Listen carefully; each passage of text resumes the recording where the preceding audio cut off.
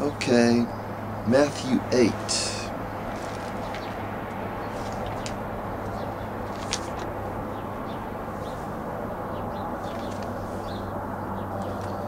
So, I gotta review this stuff here.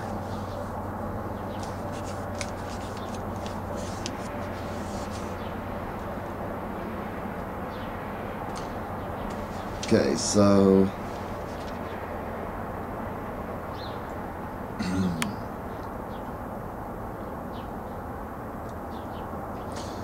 Mary believed that she was going to give birth to Jesus Christ. And the Magi come because they believed in him. But the Jews that were there, who would be compared to the Christians, didn't. They go to Egypt.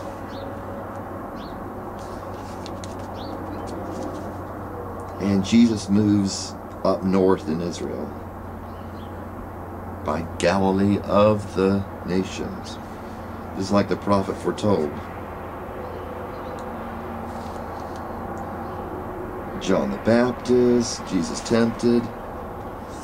Then he goes on and says that the people who are blessed, it doesn't say, well, if you believe in me, you're blessed. But it starts out, blessed are the poor. Blessed are those who have been persecuted for the sake of righteousness.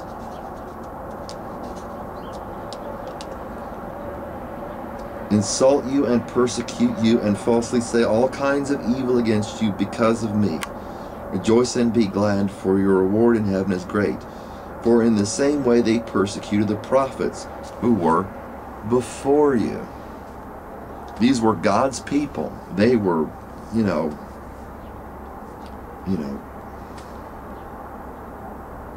just diehard God's people. And he said he came to his own did not receive him. John 1. He says, you are the salt of the earth.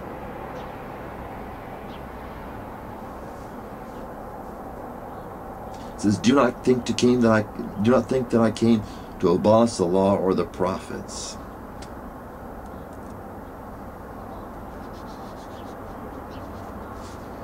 And don't do your good deeds to be noticed by men. I saw somebody doing that. He was doing it on the internet. He was showing off his generosity on the internet.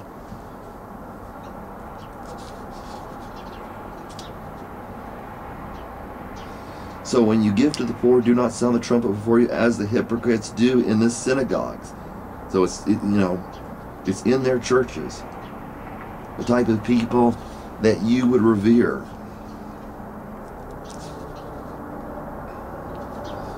And don't show off that you're fasting, your prayers. Don't judge another person. Treat others as you would have them, or as you want to be treated. This is the law and the prophets. In everything, therefore, treat people the way you want them to treat you, for this is the law and the prophets. Matthew 7. A good tree cannot produce good fruit. A bad tree cannot produce bad fruit. If a bad tree, or if a good tree produces bad fruit, that means it's a bad tree. If a bad tree produces good fruit, that means it's a good tree. Does that make sense? So it goes on, the two foundations. And then it gets into faith. They were following Jesus. Each wanted to trust. He wanted them to trust him. And then people said, "Oh yeah, I'll follow you." And then this chapter 8 is about faith. So we ended in chapter 8 of Matthew 22, chapter 8 of Matthew 23. When he got into the boat, his disciples followed him. And behold, there arose a great storm on the sea, so that the boat was being covered with the waves. But Jesus himself was asleep.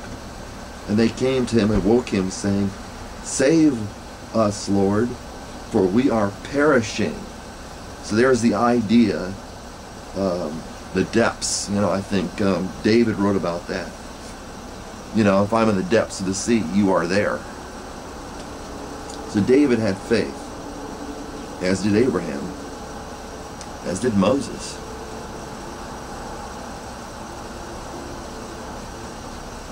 But Jesus covered with the waves, but Jesus himself was asleep. And they came to him and woke him, saying, Save us, Lord, we are perishing. He said to them, Why are you afraid, you men of little faith? Then he got up and rebuked the winds and the sea, and it became perfectly calm. The men were amazed and said, What kind of man is this, that even the winds and the sea obey him?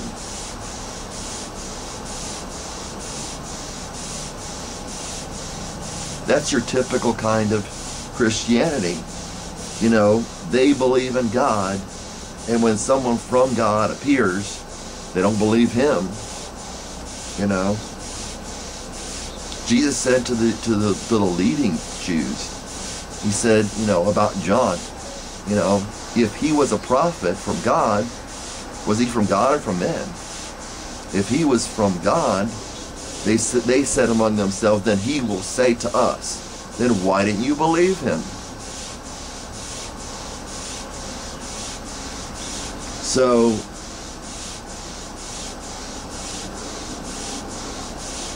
faith is when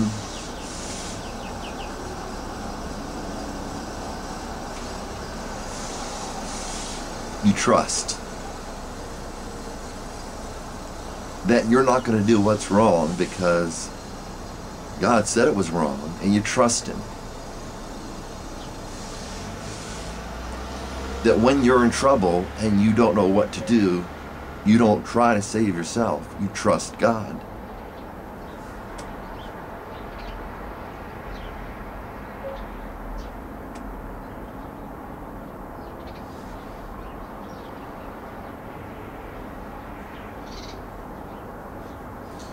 When he came to the other side into the country of the Gadarenes, two men who were demon-possessed.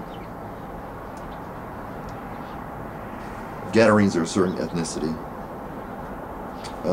Two men who were demon-possessed met him as they were coming out of the tombs. Once again, you got the death kind of implication here. With the sea, you know, going to kill them. The waves.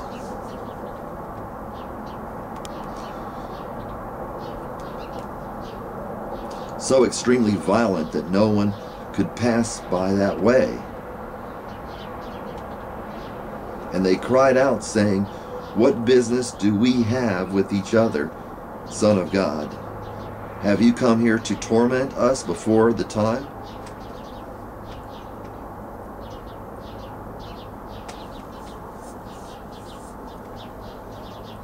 Now there was a herd of many swine feeding at a distance from them.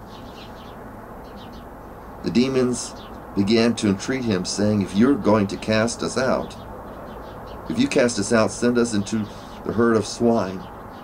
And he said to them, Go. And they came out and went into the swine. And the whole herd rushed down the steep bank into the sea and perished in the waters. Once again, there's a reference of waters implying death. They drowned. The herdsmen ran away and went to the city.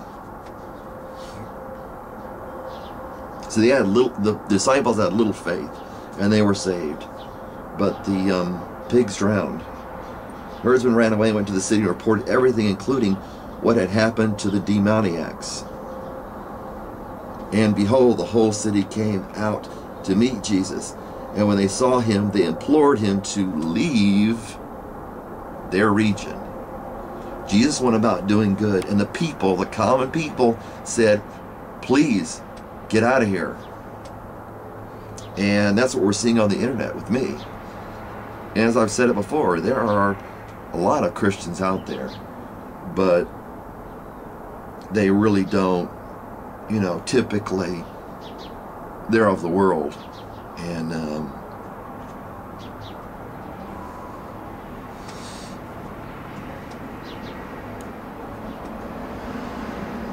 typically they're not what they say they are.